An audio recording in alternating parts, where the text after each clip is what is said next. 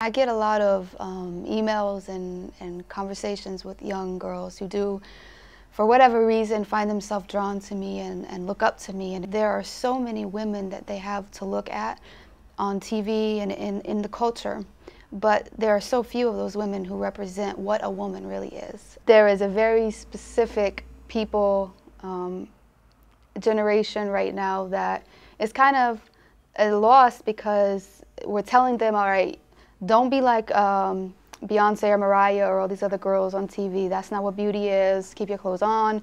And they're like, all right, cool, so be like what? And on the opposite end, you don't really have anything legitimate to point them to. I mean, it's like, what am I going to be, you know, Sister Mary whoever on that magazine in a suit and stockings? I really think it's time that some young women who are Christians rise up and redefine what beauty is. I'm Melody Rivera. I'm 16 years old and I'm going to own my own film company. I watch things and try and create my own version in my spare time, just for fun. People view it as work, but I just view it as another piece of art. My purpose in life is to use my talents and ability to change New York City for the good. I relate to God in where He is a creator, so I was heavily influenced by that. I wanted to create buildings and essentially be like God in some way. There's always like a certain physique that you have to have in terms of being a dancer. Be a certain like body type, because that's what I grew up like with.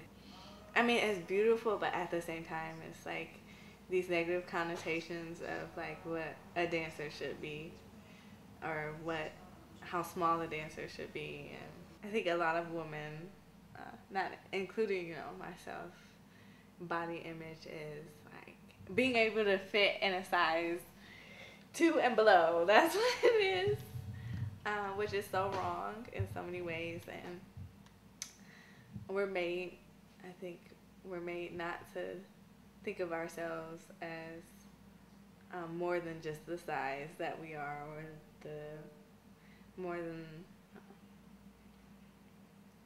like what society views us as. I think like it's okay to be who you are. It's okay to be different. It's okay to like go outside of social norms. I think that regrettably, too many, I don't know if most, but too many young women have been socialized to think that beauty has to do simply with the physical. You have to, you know, have the perfect body. You can't be smart. It's either beauty or brains.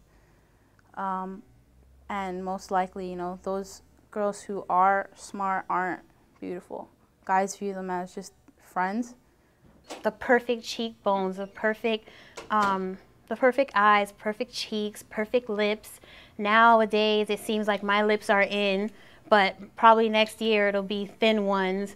I'm trying to think of what else is defined as beautiful in this world. Oh, here's one. You're beautiful if you're fair skinned, but you're not beautiful if you're my skin type or darker. Having a certain body figure or having a certain shaped nose and long, gorgeous hair. And being fancy, I guess. Culture defines what your body looks like, what size you are, how clothes look on you. It's a very appearance-driven culture, so that's what it promotes, and that's what it defines to be as beautiful. And I think that beauty is so much more than that. Physical has its place. We should take care of our bodies. It's the temple of the Holy Spirit. But beauty is not at its heart about the physical. It's really about who we are and whose we are.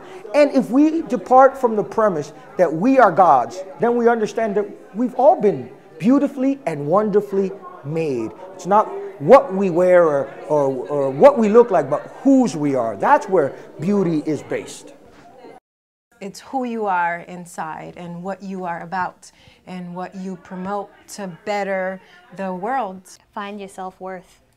If you find that confidence in you, you'll be beautiful all around. Not caring what anyone else thinks about you.